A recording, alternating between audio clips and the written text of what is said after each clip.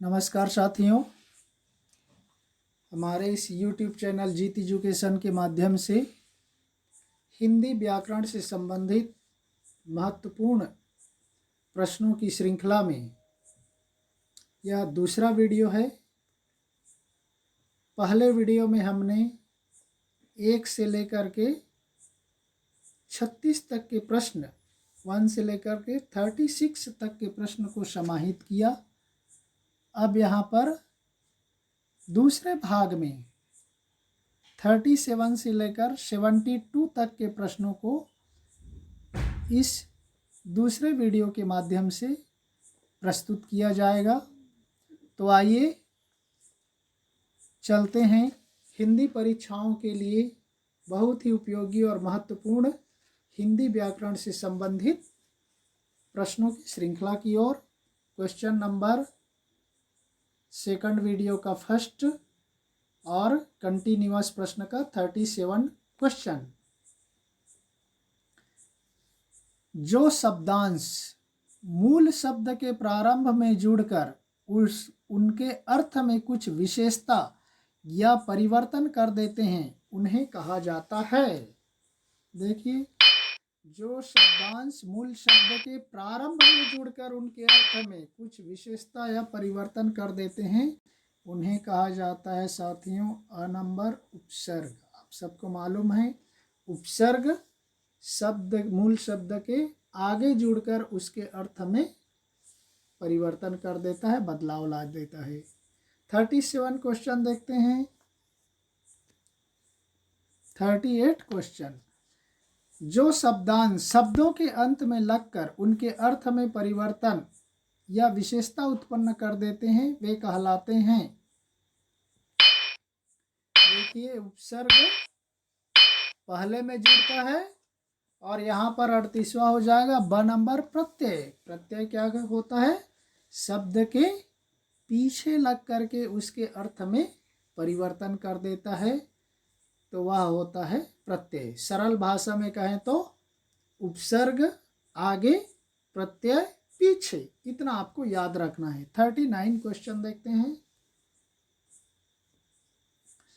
वर्णों के सार्थक समूह को क्या कहते हैं? बहुत ही सरल है। वर्णों के सार्थक समूह को कहते हैं, ऑप्शन हो जाएगा साथियों स नंबर शब्द।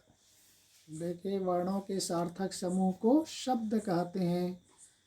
40 क्वेश्चन देखते हैं। शब्द जब तक कोश यानी शब्दकोश में डिक्शनरी में रहते हैं तो वे कहलाते हैं।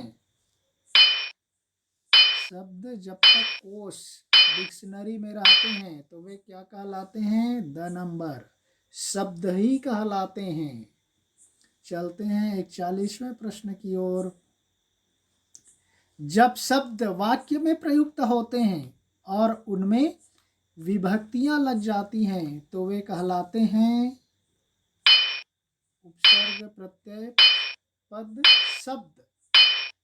उत्तर हो जाएगा साथियों स नंबर पद। जब कोई शब्द वाक्य में प्रयुक्त होता है और उनमें विभक्तियां, मतलब ने, को, में, से, मालूम है ना, कर्ता, कारक, कारक 8 प्रकार के होते हैं, उनमें विभक्तियां लग जाती हैं तो वे पद कहलाते हैं। 42वां प्रश्न देखते हैं।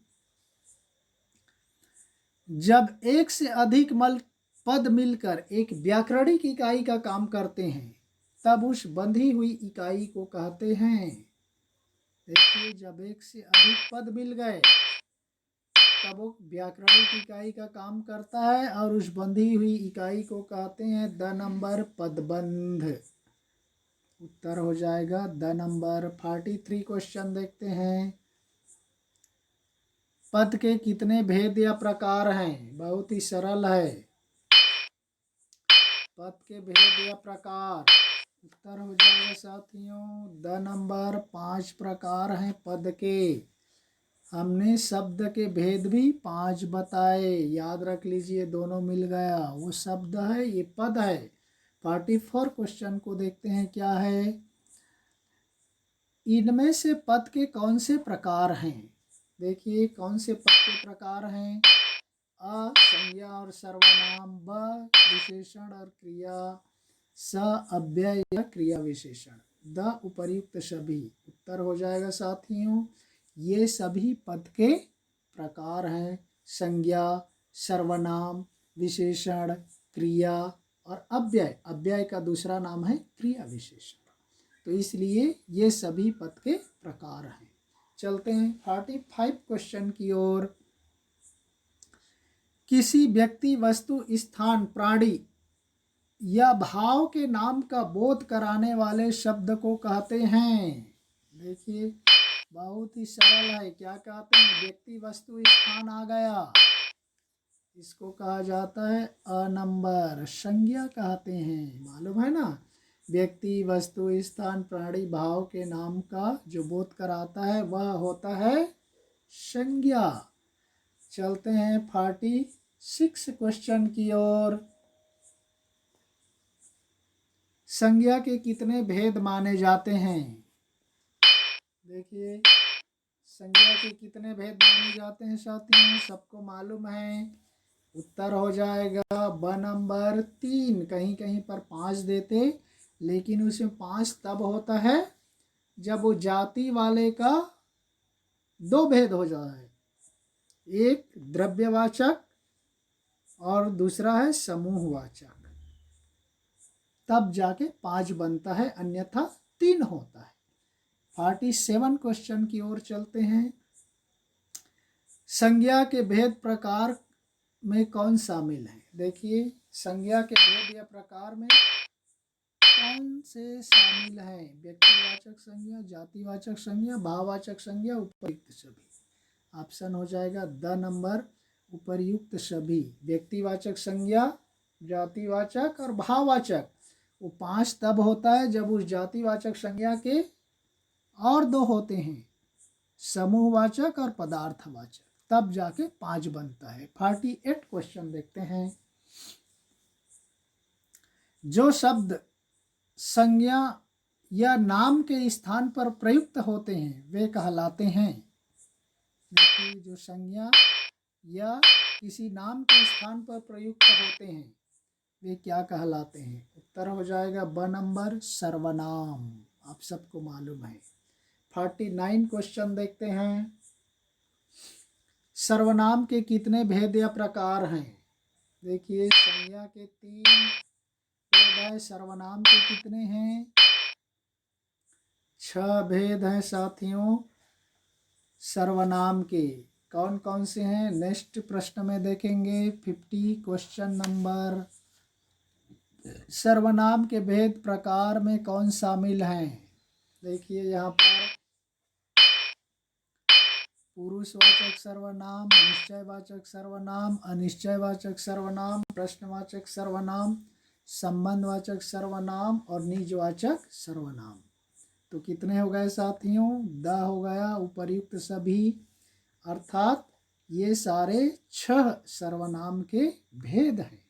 51 क्वेश्चन की ओर चलते हैं।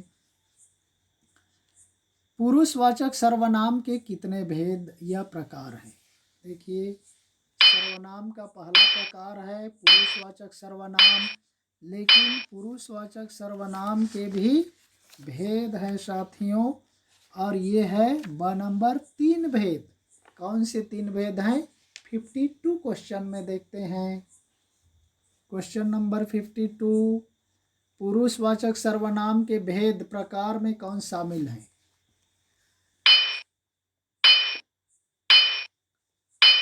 आप ऑप्शन अंदाजा लगाते चलिए। उत्तर हो जाएगा द उपर्युक्त सभी।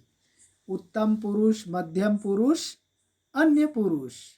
उत्तम पुरुष जिसमें व्यक्ति स्वयं अपने लिए कहता है, मध्यम पुरुष जिसमें 2 व्यक्ति मिल करके आपस में बातें करते हैं, और अन्य पुरुष 2 मिल करके किसी तीसरे व्यक्ति के बारे में चर्चा करते हैं या बात करते हैं, वहाँ पर होता है अन्य पुरुष। तो ये 3 पुरुषवाचक सर्वनाम के भेद हैं। चलते हैं 53 क्वेश्चन की ओर। संज्ञा या सर्वनाम की विशेषता, गुण, दोष, संख्या, मात्रा आदि बताने वाले शब्दों को कहते हैं। बहुत ही सरल है। संज्ञा या सर्वनाम की विशेषता बताने वाले शब्दों को क्या कहा जाता है? नंबर विशेषण। चलते हैं 54 क्वेश्चन की ओर। विशेषण के कितने भेद या प्रकार हैं? देखिए, विशेषण के भेद सर्वनाम के 6 पढ़े। विशेषण के कितने हो गया? ब नंबर 4 भेद या प्रकार हैं साथियों। कौन कौन से हैं? 55 क्वेश्चन में देखेंगे। क्वेश्चन नंबर 55, विशेषण के भेद या प्रकार में कौन शामिल है? देखिए यहाँ पर 4 हो गया, 4 है। उत्तर हो जाएगा द नंबर उपर्युक्त सभी। पहला गुणवाचक विशेषण, दूसरा परिमाणवाचक विशेषण, तीसरा संख्यावाचक विशेषण, चौथा सार्वनामिक या संकेतवाचक विशेषण। ये सभी सर्वनाम के भेद हैं साथियों। हमने इसका विस्तार से वर्णन इसलिए नहीं किया क्योंकि आपको संज्ञा के बारे में, सर्वनाम के बारे में, विशेषण के बारे में पूरा डिटेल चाहिए उदाहरण सहित। तो हमारे YouTube चैनल में जा कर के आप देख सकते हैं, वहाँ पर विस्तार से वीडियो बनाई गई है, चाहे उपसर्ग के प्रत्यय के बारे में हो, चाहे संज्ञा सर्वनाम विशेषण के बारे में हो। पूरा वीडियो लाइन टू लाइन उदाहरण सहित आपको मिलेगा। तो इसलिए हमने यहाँ पर मोटी मोटी चीज़ों को, महत्वपूर्ण चीज़ों को समाहित किया है, छोटे छोटे एग्जाम्पल को हमने नहीं लिया है। 56 क्वेश्चन की ओर देखते हैं क्या है। जिन शब्दों से किसी कार्य के होने, करने अथवा किसी स्थिति का बोध हो उसे कहते हैं। देखिए, विशेषण के बाद क्या आ जाएगा? हमने पद के भेद में पढ़े, स नंबर हो जाएगा साथियों क्रिया। पद के 5 भेद पढ़े, कौन से? पहला संज्ञा, दूसरा सर्वनाम, तीसरा विशेषण, चौथा क्रिया और पांचवा अव्यय या क्रिया विशेषण कहा जाता है। तो इसलिए साथियों देखिए, ये क्या हो गया? क्रिया हो गया। जिस किसी शब्दों से कार्य के होने या करने का बोध होता हो उसे कहा जाता है क्रिया। चलते हैं 57 क्वेश्चन की ओर। ऐसे शब्द जिनके रूप में लिंग, वचन, कारक, काल, पुरुष आदि के कारण कोई परिवर्तन नहीं आता उन्हें कहते हैं। देखिए, ये पद का 5वां प्रकार आ जाएगा, अर्थात द नंबर अव्यय कहा जाता है। अव्यय नाम से ही पता चलता है, ऐसे शब्द जिनके रूप में कोई लिंग, वचन, कारक, काल, पुरुष आदि के कारण कोई बदलाव नहीं होता, कोई परिवर्तन नहीं होता, चेंजेस नहीं होता, उन्हें ही कहा जाता है अव्यय। अव्यय के बारे में पूरा विस्तार से हमारे चैनल में जा कर के देख सकते हैं, पढ़ सकते हैं। पूरा विस्तार से आपको समझ में आ जाएगा। 58 क्वेश्चन की ओर देखते हैं क्या है। अव्यय को खाली स्थान भी कहते हैं, बहुत ही सरल है। देखिए, अव्यय को कहते हैं साथियों ब नंबर उपर्युक्त सभी नहीं होगा, अविकारी कहा जाता है। ये बताया ना, जिनमें परिवर्तन होता है उसको विकारी कहते हैं, जिसमें परिवर्तन नहीं होता उसको अविकारी कहा जाता है। तो अविकारी में कौन है? अव्यय आते हैं। अव्यय के 4 भेद हैं, क्रिया विशेषण, संबंध सूचक, समुच्चय बोधक, विस्मयादि बोधक। ये 4 होते हैं और एक 5वां निपात को भी रख दिया जाता है। ये सब के बारे में विस्तार से आपको हमारे अव्यय का वीडियो है, वो देख लेने से आपकी शंका दूर हो जाएगी। चलते हैं 59 क्वेश्चन की ओर। विकारी शब्द के अंतर्गत आते हैं। देखिए, अविकारी तो जान गए किसको कहा जाता है, अव्यय को कहा जाता है। विकारी किनको कहा जाता है, द नंबर उपर्युक्त सभी को, किसको, संज्ञा को कहा जाता है। सर्वनाम शब्द को कहा जाता है, विशेषण और क्रिया को कहा जाता है, क्योंकि इनके शब्द लिंग वचन काल के अनुसार परिवर्तित होते रहते हैं, इसलिए इनको विकारी शब्द कहते हैं।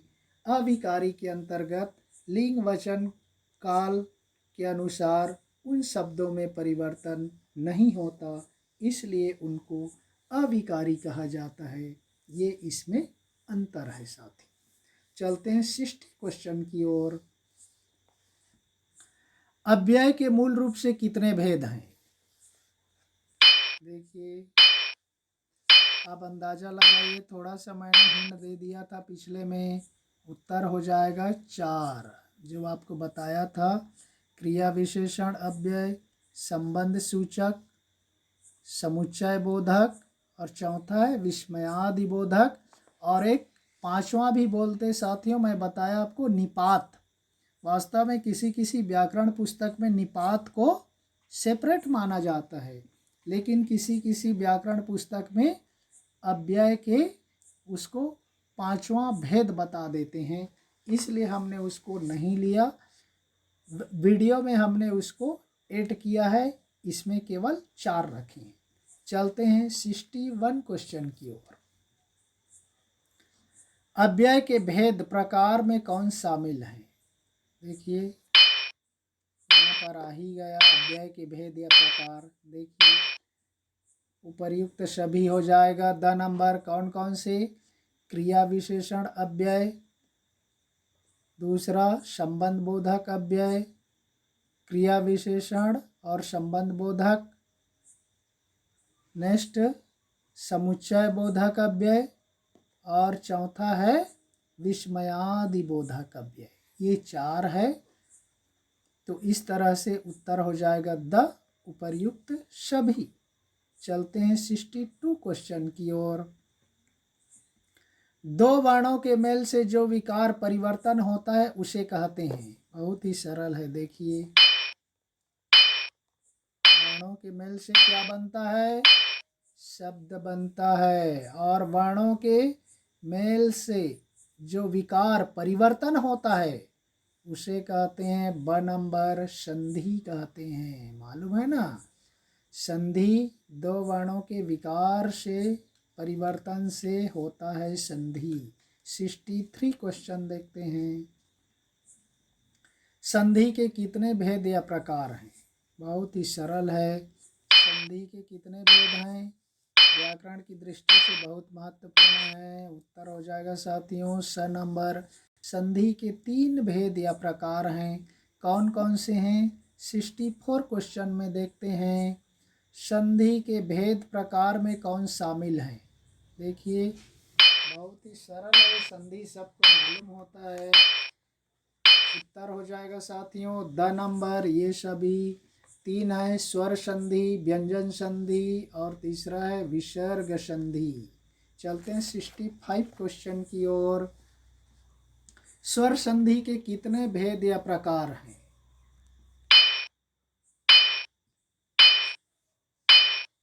उत्तर हो जाएगा साथियों स नंबर। स्वर संधि के 5 भेद हैं। देखिए, संधि के 3 हैं, स्वर व्यंजन विसर्ग, लेकिन स्वर संधि के भी और 5 भेद हैं। तो चलते हैं अगले में कौन कौन से हैं। 66 क्वेश्चन में आपको देखने को मिलेगा।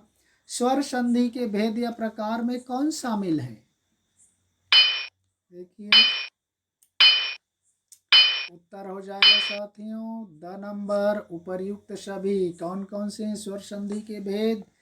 दीर्घ स्वर संधि, दूसरा गुण स्वर संधि, तीसरा वृद्धि स्वर संधि, चौथा यड़ स्वर संधि, और पांचवा है साथियों अयादि स्वर संधि। तो इस तरह से स्वर संधि के 5 भेद होते हैं। चलते हैं 67 क्वेश्चन की ओर। 2 या 2 से अधिक शब्दों के मेल से नए शब्द बनाने की क्रिया को कहते हैं। देखिए संधि में हमने क्या पढ़ा, दो वर्णों के मेल से जो विकार या परिवर्तन होता है उसे संधि कहते हैं। लेकिन ऑप्शन हो जाएगा स नंबर। दो या दो से अधिक शब्दों के मेल से नए शब्द बनाने की क्रिया को कहते हैं समास। वर्णों का मेल संक्षिप्त में कहा जाए तो वर्णों का मेल है संधि, शब्दों का मेल है समास। वर्ण मिल करके परिवर्तन करता है तब वह संधि होती है, और जब उसमें विभाजित कर दिया जाता है उन वर्णों को तो वह हो जाता है संधि विग्रह। जबकि समास के शब्दों को अलग कर दिया जाता है तो वह कहलाता है समास विग्रह। चलते हैं 68 क्वेश्चन की ओर। समास के कितने भेद या प्रकार हैं? देखिए बहुत ही सरल है। संधि के 3, स्वर संधि के 5, तो समास के कितने भेद हैं? द नंबर 6 भेद है साथियों समास के। बहुत ही महत्वपूर्ण है, लगभग सभी प्रतियोगी परीक्षाओं में पूछा जाता है। चलते हैं 69 क्वेश्चन की ओर। समास के भेद या प्रकार में कौन शामिल है? देखिए समास के भेद कौन कौन से हैं हमने यहाँ पर पूरा बता दिया, और विस्तार से आप हमारे चैनल में जा कर के समास का वीडियो बना हुआ है साथियों, उसको आप देख सकते हैं। पहला है अव्ययी भाव समास, दूसरा तत्पुरुष समास, तीसरा कर्मधारय समास, चौथा द्विगु समास, पांचवा द्वंद्व समास और छठवां है बहुब्रीहि समास। इस तरह से ये सभी द्वंद्व समास के भेद या प्रकार हैं जो 6 हैं। चलते हैं 70 क्वेश्चन की ओर।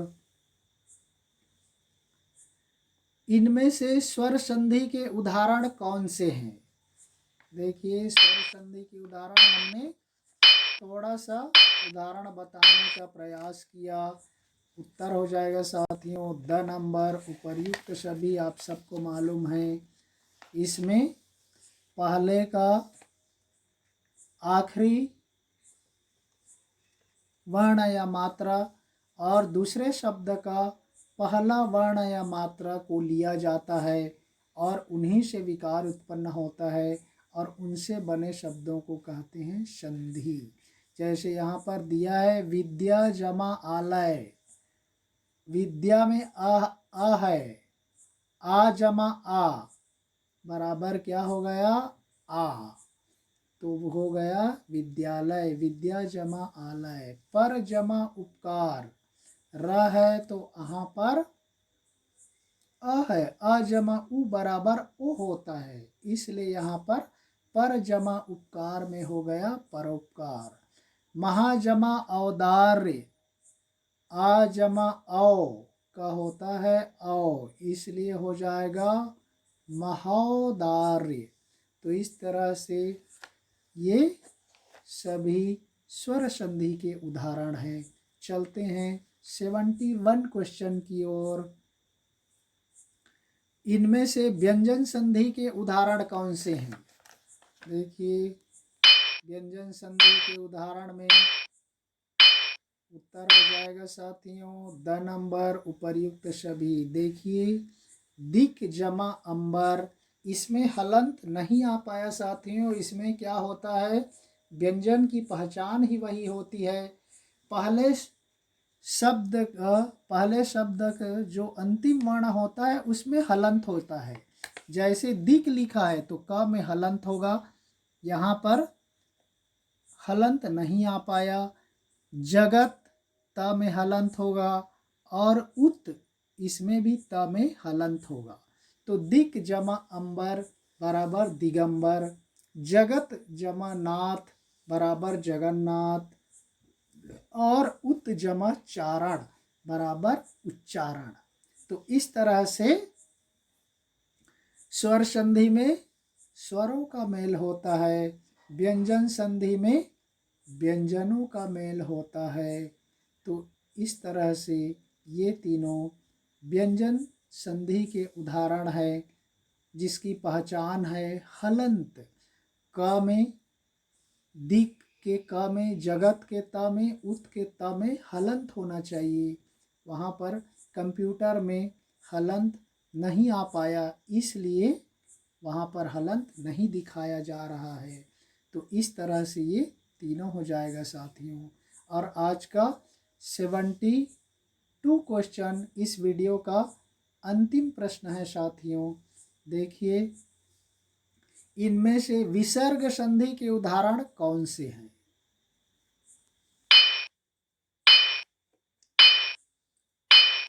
उत्तर हो जाएगा साथियों द नंबर उपर्युक्त सभी।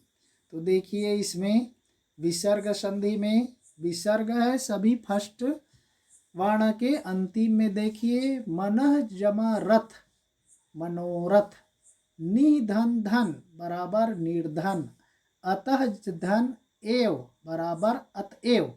यही इसकी पहचान है साथियों। विसर्ग में आप देखे हो व्यंजन वर्ण, इसमें स्वर में अहा होता है, उसको विसर्ग कहा जाता है। अहा का चिन्ह ही विसर्ग है, इसलिए यहाँ पर विसर्ग संधि में सभी में फर्स्ट वर्ण के फर्स्ट शब्द के अंतिम वर्ण में विसर्ग होता है साथियों। जैसे न में देखिए विसर्ग है, नी में विसर्ग है, त के बाद विसर्ग है। यही विसर्ग संधि की पहचान है। विसर्ग व्यंजन में हलंत होता है, स्वर संधि में स्वर से स्वर का मेल होता है, इसलिए स्वर संधि है।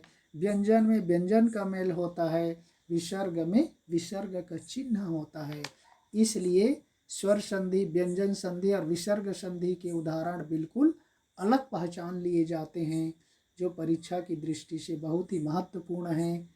इसलिए हमने इन सबको अलग अलग कम से कम 3-3 उदाहरण लेकर के समझाने का प्रयास किया साथियों। इस तरह से हमने हिंदी व्याकरण से संबंधित यह 37 प्रश्न से लेकर 72 प्रश्न तक दूसरे वीडियो के माध्यम से हमने प्रस्तुत किया।